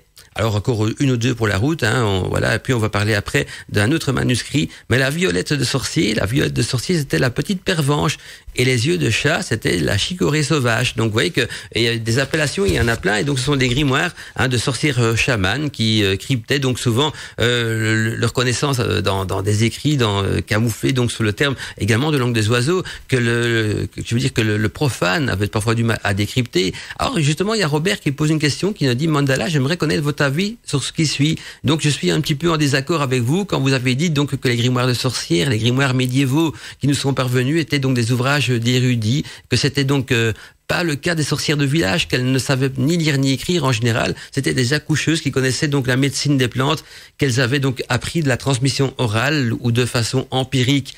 Alors oui, c'est vrai qu'il y avait des sorcières donc qui étaient carrément illettrées, qui ne savaient pas lire et écrire, mais qui employaient quand même donc des appellations donc ésotériques pour certaines plantes. C'est pas une question d'écriture. Donc moi j'ai connu il y a des sorcières donc dans l'Antiquité, et même au Moyen Âge. Dans l'Antiquité, il y avait très peu de sorcières qui savaient écrire. Souvent, donc, les grimoires étaient remplis de symboles magiques ou de dessins, mais pas toujours d'écriture. Mais donc, dans la manière, quand on parle du langage des oiseaux, ce n'est pas rien qu'un langage écrit, c'est un langage aussi parlé. Et donc, le langage des oiseaux, le langage ésotérique, ne doit pas forcément être écrit. Et donc, je suis d'accord avec toi quand tu dis donc que les sorcières, donc, à cette époque-là, ne savaient ni lire ni écrire en général. C'était des accoucheuses, pas tous d'ailleurs, et qui connaissaient la médecine des plantes. Là, je suis d'accord. Mais même les chamans, il y avait des chamans qui savaient pas lire et écrire non plus, mais qui utilisaient donc des termes très je veux dire très poétiques, quand on parle par exemple de larmes de rose ou quoi que ce soit, ou de chant du soleil. Dans toutes les cultures, ce sont des termes donc souvent utilisés pour désigner donc des substances qui étaient cachées, peu importe si on était doué d'écriture ou pas. Donc ça n'a pas vraiment un rapport. Évidemment, dans les écrits, oui, quand on a commencé à trouver des écrits comme les livres d'alchimie et tout ça, là, c'était crypté, et donc c'était bien sûr là, il y avait une maîtrise de l'écriture proprement dite, mais pas forcément. Donc dans la tradition orale et même dans la magie, il y a des termes donc utilisés dans la magie qui sont des termes donc basés sur la langue des oiseaux, mais qu'on peut très bien être transmis donc de tradition orale sans forcément qu'il y ait écriture entre les deux, parce que c'est vrai qu'il y avait des sorcières illettrées, pas toutes non plus, parce que souvent les sorcières étaient des femmes très instruites, mais il y avait également des paysannes qui n'étaient pas forcément qui maîtrisaient pas forcément le langage de l'époque, mais qui parlaient quand même en langage caché, comme des patois aussi. Il y a des patois comme le wallon, la langue d'oc également, ou qui sont parfois des langages presque crypté pour le profane. Et bien dans la magie également, nous avons donc notre langage crypté. Alors je poursuis donc le message de Robert qui nous dit: lorsqu'elles étaient interrogées par les autorités, donc elles répondaient simplement, donc sans dissimulation, qui avait attendez, j'ai parfois du mal à lire, qu'à lire les minutes du procès donc de Jeanne d'Arc. Oui, mais Jeanne d'Arc, c'est plutôt, on l'a accusée de sorcellerie, mais c'est possible aussi que c'était quelqu'un qui était donc en communication avec d'autres entités. Je connais pas trop l'histoire de Jeanne d'Arc ni son procès, mais c'est vrai qu'il faut pas oublier que dans l'Inquisition, on torturait les sorcières.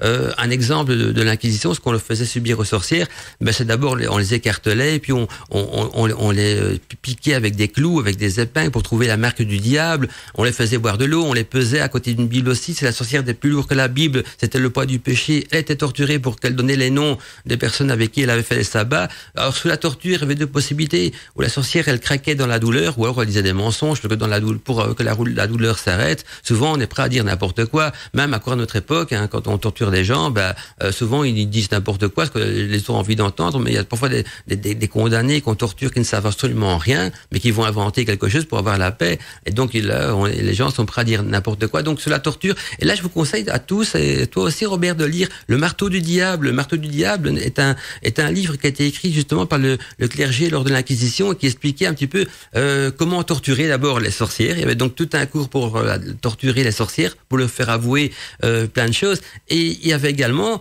en plus, donc toutes des questions qu'on leur posait aussi dans le style: avec quel diable avez-vous fait l'amour, ou quel type de familier invoquez-vous. Vous voyez, on a directement dans le sens déjà du mal. On sous-entendait, parce qu'on les accusait, les sorcières, donc de faire du mal, de faire de la magie noire. Et donc voilà aussi pourquoi est-ce qu'on les torturait, parce qu'on pensait qu'elles étaient un support de Satan, alors que c'était pas du tout le cas. C'était donc des femmes chamanes. Je dis pas qu'elles célébraient pas donc le dieu Pan, le dieu Dionysos ou le dieu Chérinos, qui était quand même un dieu cornu avec des pattes de bouc, mais pas du tout un démon. On sait très bien que c'était donc donc des dieux païens, des dieux aussi nordiques ou de la Grèce antique, et donc rien de mauvais dans tout cela. Et donc voilà pourquoi donc elles dévoilaient, elles étaient prêtes à tout dévoiler, et souvent donc elles inventaient n'importe quoi. Et donc il y avait des sorcières, je crois qu'elles pratiquaient même la langue des oiseaux sans s'en rendre compte, parce que quand on a des appellations, vous voyez, que je vais reprendre des exemples, des yeux de chat ou de la violette de sorcier, bien pour eux c'était vraiment le véritable nom de la sorcière. Mais par contre un scientifique, pour lui la violette des sorciers, il connaissait pas. Lui c'était le terme la petite pervenche, ou alors la chicorée sauvage, alors que pour la sorcière, dans ses grimoires, elle allait donc employer donc des termes violette des sorciers, yeux de chat, ou même dans ses conversations, si elle écrivait pas. Et donc, quand on la torturait, elle redonnait les termes qu'elle connaissait, qui pour elle était donc une sorte de patois de magie, on va dire langue des oiseaux. Je sais pas si elle lui donnait vraiment le terme de langage des oiseaux ou langage ésotérique. Mais donc, voilà un petit peu pour expliquer comment ça fonctionnait. Et d'ailleurs, non, t'en fais pas, c'est Robert, tu ne vas pas fâcher les week-ends, il faut pas donc t'en faire. Donc voilà, mais c'est pour juste expliquer, et donc pour tous les autres aussi que donc mince, il faut pas forcément maîtriser l'écriture donc pour pratiquer la langue des oiseaux. La langue des oiseaux est vraiment dans le cas de la magie, est un langage propre à la magie qui peut être compris que des initiés, que des magiciens. Alors il peut être écrit dans des bouquins, mais il peut être aussi transmis oralement. Donc faut pas être un érudit en écriture pour maîtriser donc la langue des oiseaux. Et d'ailleurs même Gérard Garner, il y a des passages de ses bouquins qui sont cryptés aussi. Donc Gérard Garner, c'est quand même un écrivain très occulte que beaucoup de gens lisent malheureusement trop à la lettre, mais il faut savoir pénétrer également donc les livres de Gérard Garner, qui n'est pas facile non plus, surtout quand on n'est pas donc dans le mouvement de la Wicca, et même quand on est dans le mouvement de la Wicca, les interprétations sont parfois même divergentes, et donc parfois on voit des petites discussions pour dire tiens, moi j'ai interprété Gérard Garner d'une telle manière, l'autre d'une autre manière, et donc même entre Wiccans, ça fait donc souvent donc des grandes discussions. Ah, il y a des photos qui viennent encore. C'est gentil. C'est vrai que je fais une petite parenthèse pour les photos. En tout cas, merci Robert pour ton message. Et donc voilà, juste pour résumer, que il faut pas maîtriser l'écriture pour pratiquer la langue des oiseaux. C'est un langage symbolique, c'est un langage phonétique, et donc on peut le transmettre en écriture, mais souvent c'était donc transmis de manière oralement, et souvent même ceux qui le pratiquaient ne le savaient même pas qu'ils pratiquaient la langue des oiseaux, parce que pour eux c'était un patois de sorcier, un langage de sorcière. Et d'ailleurs, quand on parle donc de nous en magie de navets du diable, d'herbe sorcière, d'herbe au chat, ce sont des termes qu'on peut très bien utiliser donc dans le langage courant des sorciers, sans forcément se dire tiens, je suis en train de parler de manière cryptée, je suis en train de parler le langage des oiseaux, ou j'emploie un langage très secret, parce que ça fait partie de notre jargon. Mais pour quelqu'un de scientifique, donc de quelqu'un d'extérieur à l'univers de la magie, pour lui ce jargon sera incompréhensible. Si quelqu'un qui ne sait pas, moi je me rappelle dans mes débuts des émissions Godmantica qu'il y avait un jour quelqu'un qui m'a dit dis Mandala, tu dis de sang de dragon, mais le dragon ça n'existe pas, j'en ai jamais vu. Où tu vas chercher du sang de dragon? Alors je lui ai expliqué que c'était la résine d'un arbre qui s'appelle le draconnier. Alors que moi à l'époque, quand on emploie du sang de dragon, ça paraît logique que tout le monde savait de quoi il s'agissait, que c'était de l'encens. Eh bien non, je me suis rendu compte donc qu'il y avait une personne qui écoutait l'émission, qui se demandait pourquoi j'employais ce terme sang de dragon, en demandant tiens, t'exagères pas un petit peu dans les mots? Non, pas du tout, mais notre jargon à nous. Donc voilà, le sang de dragon c'est la résine de draconnier. Alors maintenant on l'écrit dans les bouquins, on l'enseigne, mais ça peut très bien être enseigné de manière orale également, quoi. Et donc voilà, j'espère Robert que je réponds à ta question, mais c'est vrai que je suis d'accord que toutes les sorcières n'étaient pas donc des femmes qui ont fait des hautes études et qui maîtrisaient donc l'écriture et la lecture, tout ce qui allait avec, mais ça n'a rien à voir avec l'enseignement oral, bien sûr. Et donc le langage des oiseaux peut quand même être maîtrisé par langue orale. Alors c'était peut-être pas le langage symbolique qu'on trouve dans les cathédrales et aussi sophistiqué, mais c'était quand même une langue des oiseaux très primaire, mais très ésotérique aussi, donc en rapport avec des termes, des noms, même le terme grimoire, déjà grimoire ou livre des ombres, est déjà un terme qui fait partie de la langue des oiseaux, qui désigne donc, pour le traduire en français correct, un grimoire, c'est un livre de recueil de recettes de magie, également de recueil donc du parcours de la vie de la sorcière. Vous voyez que même dans des termes courants, alors grimoire, tout le monde emploie ce terme-là, mais personne ne sait forcément qu'en employant le terme grimoire ou livre des ombres, que déjà il participe en quelque sorte à la langue des oiseaux.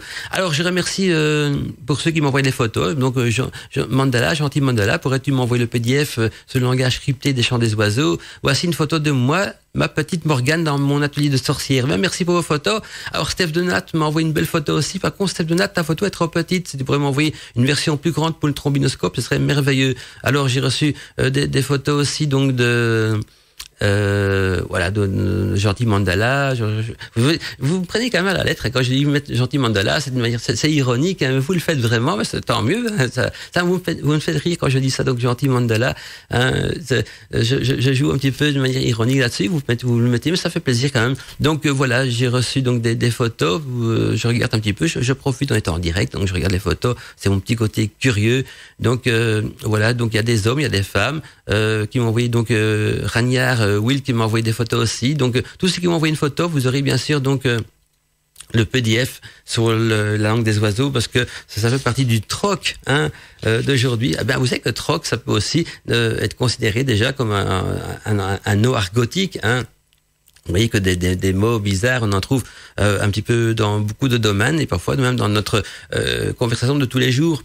Alors, si on veut employer donc des termes, même les ados parlent parfois en langue des oiseaux sans s'en rendre compte, mais quand on écoute certains langages d'ados, ça de nouveau un langage propre à eux également. Et donc il y a parfois des langages d'ados que les parents ne comprennent pas, ou que même les profs ne comprennent pas, parce que c'est leur univers à eux. Et c'est aussi une sorte entre guillemets de langue des oiseaux qu'ils ont créé entre eux, sans donner le terme de langue des oiseaux, bien sûr. C'est un terme de langue argot, donc comme de moi une clope, pour dire une cigarette, ou une cibiche, ou t'as vu la meuf, c'est de la langue des oiseaux aussi, on est bien d'accord, parce que je sais pas, il y a peut-être des personnes qui comment traduire t'as vu la meuf dans le dictionnaire français. Je sais pas si on retrouve dans le dictionnaire français le terme meuf, on est bien d'accord.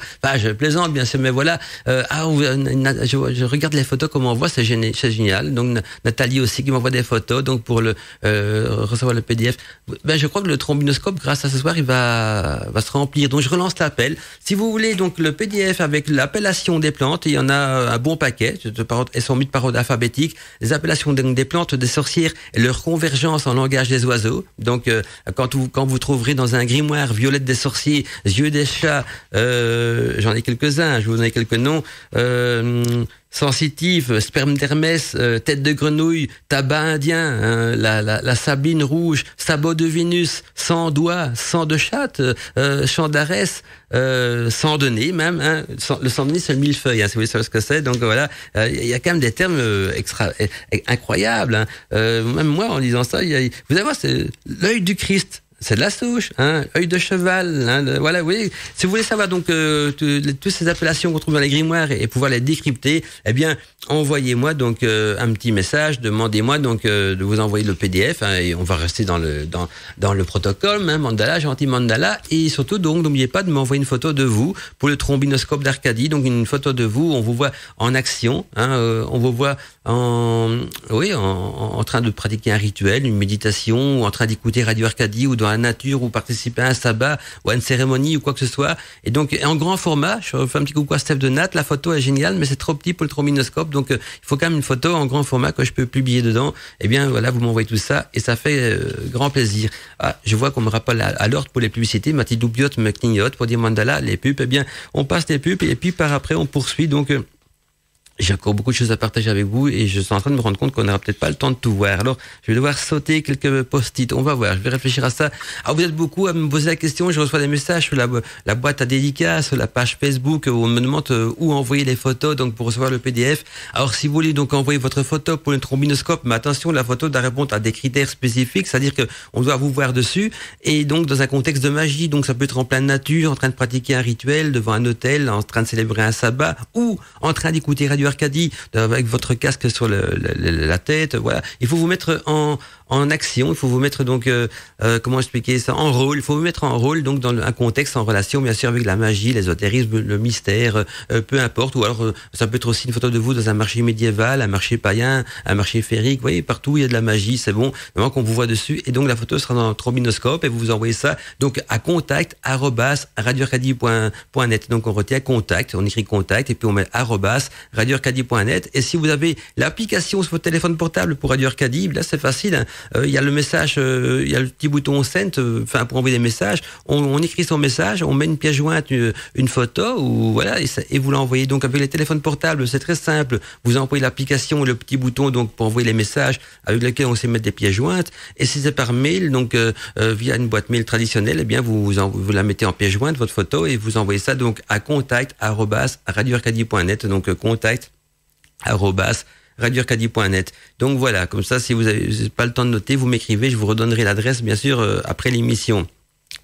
J'ai un petit peu le hoquet, désolé ce soir, mais j'ai bu de l'eau pétillante parce que j'ai mangé un truc assez salé et j'arrête pas d'avoir des bulles qui me reviennent et donc si d'entendre vous en avez des petits ratés dans ma voix, c'est parce que donc j'ai l'eau qui continue à pétiller dans mon estomac et c'est pas évident donc en faisant de la radio, donc ça peut faire des petits parasites. Allez, on va parler d'un thème maintenant quand même intéressant aussi, je vous l'ai promis en début d'émission et justement c'est la relation entre la langue des oiseaux et le tarot et donc on va parler du tarot bien sûr en général parce que le tarot lui-même démontre donc que la langue des oiseaux est aux sources donc de la connaissance de soi. Et donc le savoir dans le tarot est symbolisé donc par le livre. Le livre, or on retrouve bien sûr 2 livres dans le tarot. Donc chaque fois qu'on verra dans une arcane du tarot un livre, cela symbolise bien sûr on va dire le savoir ou la connaissance. Et donc on retrouve 2 fois. Donc je prends l'exemple du tarot de Marseille, on retrouve 2 fois donc un livre dedans. C'est d'abord celui de la papesse qui est ouvert et celui de l'ermite qui est caché sous sa robe. Alors un livre ouvert, c'est souvent donc le message de la connaissance qui est ouverte, qui est qui est dévoilé aux yeux. Un livre fermé ou un livre qui est caché sous la robe, la connaissance de caché. Et donc c'est un savoir qui est donc disponible pour tous et l'autre un savoir caché et qui mérite donc d'être cherché et donc un savoir secret ou secret. Quand je parle du terme secret, même le terme secret peut être vu en langue des oiseaux avec SE, espace, créé, donc secret. Alors le langage du tarot est bien sûr un langage qui se lit en plusieurs dimensions parce que le tarot de Marseille ou même beaucoup d'autres tarots anciens sont écrits donc bien sûr en langage symbolique, mais en même temps en langage des oiseaux parce que le langage symbolique, le langage crypté est déjà aussi une sorte de langue des oiseaux, tout ce qui est caché, tout ce qui peut être trafiqué phonétiquement ou même d'une autre manière est donc déjà quelque chose d'important. Et dans le tarot, on retrouve donc beaucoup de symboles comme ça et donc souvent le livre ouvert, ça veut dire que là la connaissance est peut-être plus dévoilée ou plus accessible et le livre fermé, elle est beaucoup plus cachée. Alors on retrouve ça également donc dans les gravures des cathédrales par exemple ou même à la Grande Place de Bruxelles ou à Notre-Dame de Paris ou dans des peintures très anciennes que déteignaient les rois de France. On va d'ailleurs faire une émission spécifique sur les rois de France et le côté ésotérique qui était donc relatif à ce milieu-là. Et quand on voit sur une vieille gravure, une peinture, une banderole, vous voyez ce que je veux dire, une banderole, une sorte de filigrane mais avec rien écrit dedans. S'il n'y a rien écrit dedans, ça veut dire qu'il y a un secret de caché dans la peinture. S'il y a écrit un texte dedans, comme une citation ou je sais pas, ou une légende, alors ça veut dire qu'il n'y a pas de secret dans la peinture. Mais si le filigrane il est blanc, il est vide, et donc la banderole est dedans, mais sans aucun filigrane, ça veut dire que le texte, le message de la toile est caché dans l'image.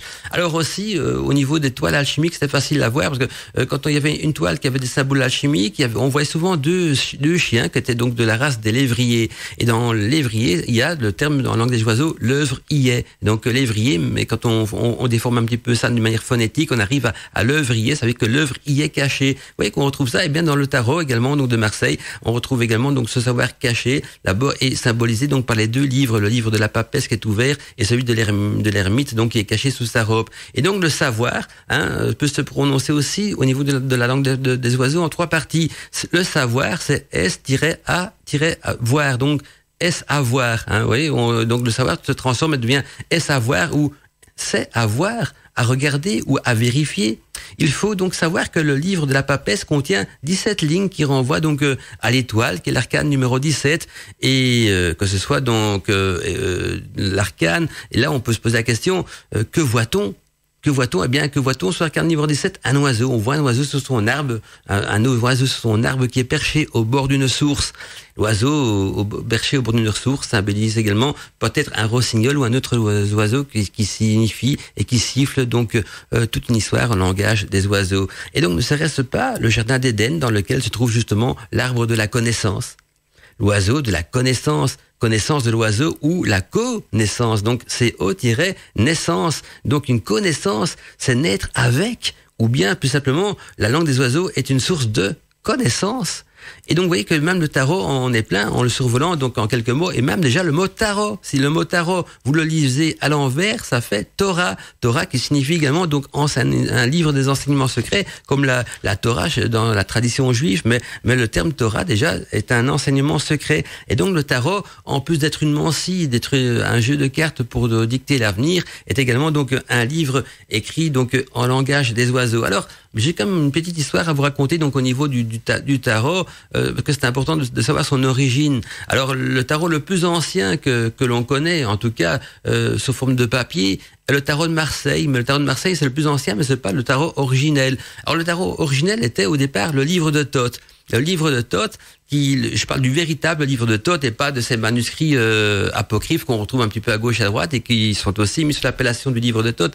Mais le véritable livre de Thoth est un livre spécifique qui était gravé sur des lames en cuivre. Alors Thoth, il a voulu écrire à l'époque un livre ésotérique caché, bien sûr, sauf le symbolisme, la langue des oiseaux, les hiéroglyphes égyptiens, tout ce qu'on veut, peu importe, mais il a voulu écrire un livre donc qui pouvait être compris par n'importe quel peuple du monde. Donc il a voulu écrire un livre dans ce qu'on appelle la langue universelle. La langue universelle est en quelque sorte la langue symbolique. Et tout le monde on a déjà utilisé la langue universelle sans le savoir. Quand vous rêvez la nuit, le langage des rêves est le même dans n'importe quelle langue, hein, que vous êtes un Italien, un Espagnol, un Français, un Chinois, un Esquimau, un Canadien, un Russe. Eh bien, quand vous rêvez du feu, le symbole du feu restera le même. Quand vous rêvez d'une roue, d'un chariot, de l'eau, de la pluie, de l'orage, de l'argent, des dents qu'on perd. Oui, là on est déjà dans le langage symbolique, mais dans le langage universel, dans la langue également des oiseaux, parce que derrière ce langage-là, on arrive dans l'interprétation des rêves, qui est de nouveau une interprétation donc d'un langage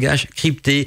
Et donc le langage du tarot est basé là-dessus aussi. Donc je reviens à Thoth qui a voulu donc écrire un livre ésotérique, le livre de la connaissance, qui reprenait tous les 7 grands arts de l'Égypte antique. Il y avait bien sûr de l'alchimie dedans. Il y avait aussi la connaissance de la vie après la vie. Il y avait donc plusieurs connaissances qui étaient enfouies là-dedans. Il a voulu faire un livre universel qui pouvait être compris par les initiés, je dis bien pas par les profanes, mais par les initiés donc de n'importe quel coin du monde. Et il a créé le tarot. Enfin, ça s'appelait pas le tarot à l'époque, ça s'appelait donc le livre d'Hermès. Et donc il y avait des lames de cuivre avec tous des symboles égyptiens. Hein, on est bien d'accord, des symboles égyptiens. Puis ce livre a disparu et a été retrouvé donc par, je sais pas de quelle manière ni par quel tour de passe-passe, parce que il y a eu des pillages, il y a eu des guerres, tout ça, mais ça a été retrouvé donc par Napoléon donc qui avait redécouvert ce bouquin et qui avait voulu donc le ramener donc un petit peu comme une trace de ses conquêtes et donc de tout ce qu'il avait fait. Et puis évidemment le Vatican, quand il est tombé là-dessus,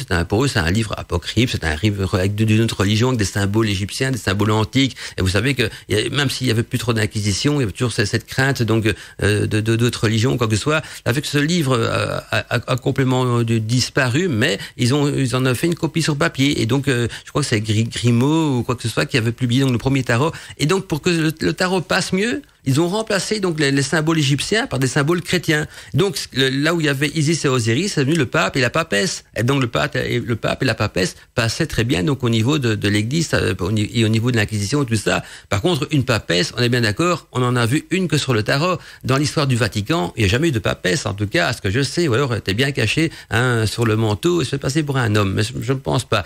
Et donc vous voyez que la papesse n'existe que dans le tarot. Et pourquoi? Parce que dans le tarot donc de Thoth, c'était donc Isis et Osiris qui est devenu donc le pape et la papesse. Et donc tous les symboles égyptiens ont été transformés donc en symboles chrétiens, et de là est né donc le tarot de Marseille. Donc je pourrais dire que le tarot de Marseille, c'est peut-être le tarot le plus proche du tarot original, parce que il a été fait donc à partir d'une copie manuscrite donc du véritable tarot donc du livre d'Hermès, mais le livre d'Hermès qui s'est perdu plus ou moins, on s'est perdu, on sait pas trop ce qui est devenu, mais je voulais dire pourquoi je dis plus ou moins, parce qu'il s'est pas complètement perdu, donc il s'est perdu, et donc la seule copie manuscrite qui reste, c'est cette copie donc du tarot de Marseille, donc de l'original, où toutes les divinités donc égyptiennes ont été remplacées par des divinités chrétiennes, donc il y a Cupidon, qui est pas vraiment chrétien, mais voilà, il y a Tour foudroyé, il y a le pape et la papesse, et plein d'autres choses encore qui sont plus de notre culture à nous que de la culture égyptienne, on est bien d'accord.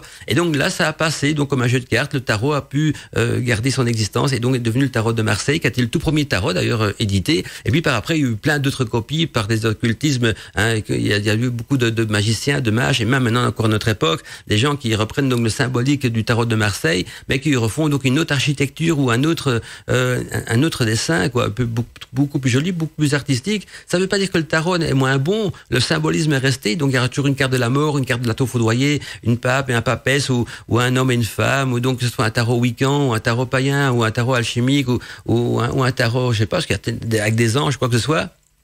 Le fil conducteur, si le symbolisme est gardé, est toujours bon. Évidemment, il y a des tarots qui sont qui sont complètement dénaturés, où le symbolisme ne s'y trouve plus. Alors, on va dire que c'est plutôt une œuvre artistique, mais tant qu'on garde le fil conducteur du symbolique, si on remplace les dieux égyptiens par d'autres divinités, ce n'est pas encore si grave.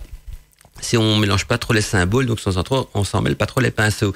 Alors quand je dis que le tarot original, donc le livre d'Hermès, il comprenait donc des lames de cuivre, c'est perdu à tout jamais. Ben il y a une lame qui a été sauvée, donc qui se trouve d'ailleurs au British Museum en Angleterre. Donc si vous allez au British Museum en Angleterre, on peut voir encore une lame de cuivre du fameux tarot d'Hermès, donc qui avait été trouvée ou volée, je ne sais pas, par Napoléon. Et les autres lames ont disparu. On suppose qu'elles sont chez des riches collectionneurs de bouquins, donc dans leur bibliothèque où on ne sait pas trop et se sont éparpillées. Mais voilà, donc il y a une des lames du tarot original qui est encore visible. Donc au British Museum en Angleterre.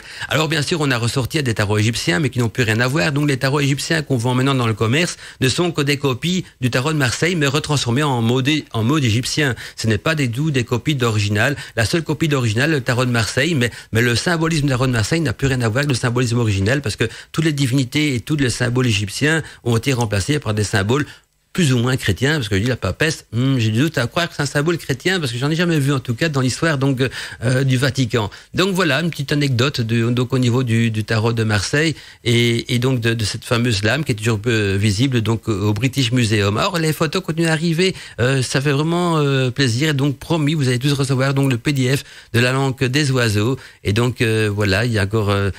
Alors une petite chose à vous dire aussi, donc ceux qui m'envoient des photos d'eux, elles seront anonymes. Hein, donc vous pouvez voir dans l'album le trombinoscope d'Arcadie, on met pas de nom sur les photos, hein, on met que des visages parce que on veut surtout montrer le côté humain, le côté auditeur donc des gens, des personnes, mais on met pas de nom parce que vous avez peut-être des pseudos, des noms, peu importe, mais donc c'est anonyme, c'est que on met que les visages. Et allez-y, donc la boîte mail reste encore ouverte si vous voulez donc recevoir le PDF qui reprend la transcription des noms des plantes actuelles et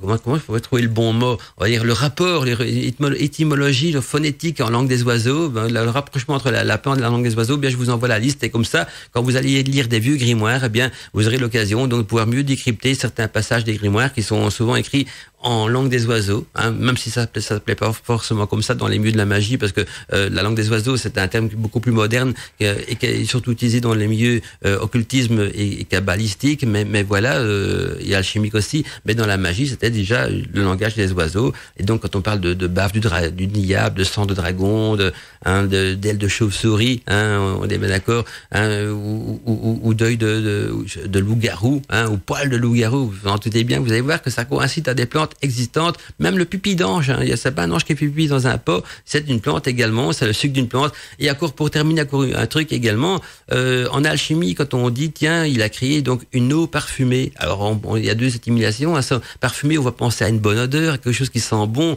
ouais, qui a une odeur de parfum, mais si vous décomposez le mot en deux parties, en tenant plus compte donc de l'orthographe mais que de la phonétique, on arrive par fumée. Donc par la fumée, donc par la distillation. Donc il a créé une eau par la distillation, par la fumée, par l'élément air, et donc et plus parfumée en un mot, hein, comme on pourrait le penser. Donc voilà, pour clôturer un petit peu la soirée. Bien, le temps passe vite, et donc pour moi déjà de vous quitter. Eh bien, je suis triste parce que j'avais encore plein de choses à vous dire, mais voilà, on est parti dans l'émission. C'est vous-même également qui me posez des questions, et puis il y a la passion, et c'est des sujets qui nous intéressent, et puis je préfère parfois approfondir un sujet de passionnant plutôt que de survoler rapidement plusieurs autres sujets. Donc on retrouvera l'émission bien sûr mercredi prochain sur Week-end Radio. Alors je vais vous donner un petit peu les 2 chapitres que j'ai pas eu le temps de traiter ce soir, mais que j'arriverai peut-être à traiter sur Week-end Radio. Donc je voulais vous parler également donc du manuscrit de Voynich, hein, parce que vous allez voir que le manuscrit de Voynich, on retrouve également un langage assez similaire donc à la langue des oiseaux, même si on n'a jamais su le décrypter.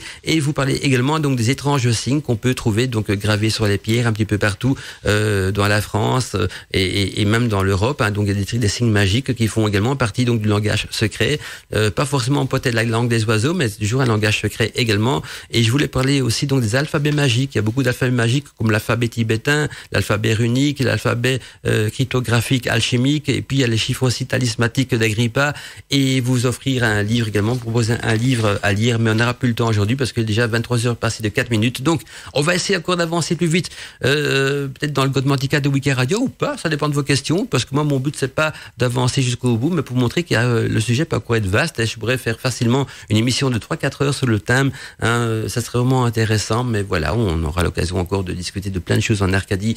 En attendant, je vous souhaite à tous et à toutes une bonne soirée. N'oubliez pas que si vous voulez donc recevoir le document PDF avec les correspondances des plantes en langue des oiseaux, donc des plantes des grimoires des sorcières et le correspondance en plantes des oiseaux, vous m'envoyez une jolie photo de vous pour mettre dans un trombinoscope de Radio Arcadie, une photo où vous vous mettez en action, où vous mettez en rôle par rapport à la magie. Donc ça peut être une photo aussi de vous dans un marché médiéval, dans un marché féerique, en train de pratiquer un rituel, célébrer un sabbat, un esbat, je sais pas moi, tout ce que vous voulez, écouter Radio Arcadie, méditer dans la nature, voilà, tout ce qui peut vous représenter, parce que on veut créer une communauté d'auditeurs, donc on veut donner un visage aux auditeurs, et donc le trombinoscope d'Arcadie, c'est en quelque sorte ça. On va donner une âme à la radio, montrer que les païens ne sont pas des créatures de l'ombre, mais des créatures bien présentes dans notre société, et donc petit à petit, c'est de s'exprimer aussi, pas par des mots, mais par des images, en vous mettant en action sur une photo et en nous l'envoyant simplement pour le trombinoscope d'Arcadie. On se retrouve demain dans les news d'Arcadie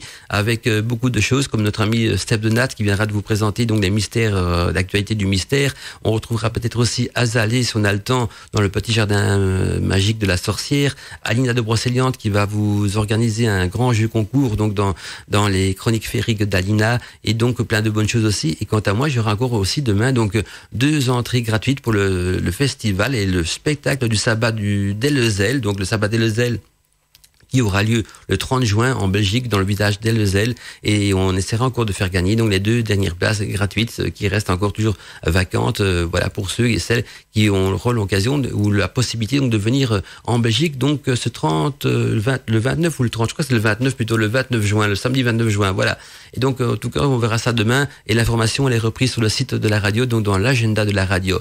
Une dernière chose, j'ai encore à vous dire, une dernière chose donc avant de rendre l'antenne, c'est pendant les vacances d'été donc consulter régulièrement l'agenda de Radio Arcadie, parce que quand on aura des émissions telles que les émissions débat libre antenne ou les murmures du chaudron du samedi soir à diffuser, elles seront bien sûr annoncées dans l'agenda d'Arcadie. Donc même en mode vacances de cet été, si vous voulez savoir un petit peu les activités qui vont se dérouler en Arcadie, jetez régulièrement un petit coup d'œil donc dans l'agenda du site internet www.radioarcadie.net, et pour nous envoyer vos mails avec vos photos, retenez l'adresse mail de la radio, c'est contact@radioarcadie.net, contact@radioarcadie.net. Belle soirée à tous et à toutes, bonne écoute de Radio Arcadie. C'était Mandala Chakra avec vous dans Godmantica, et on se retrouve donc d'ici vendredi prochain donc dans un débat et libre antenne avec un invité surprise, c'est notre ami Guillaume, un invité donc qui sera également intervenant pour vous parler de la magie et de la sorcellerie.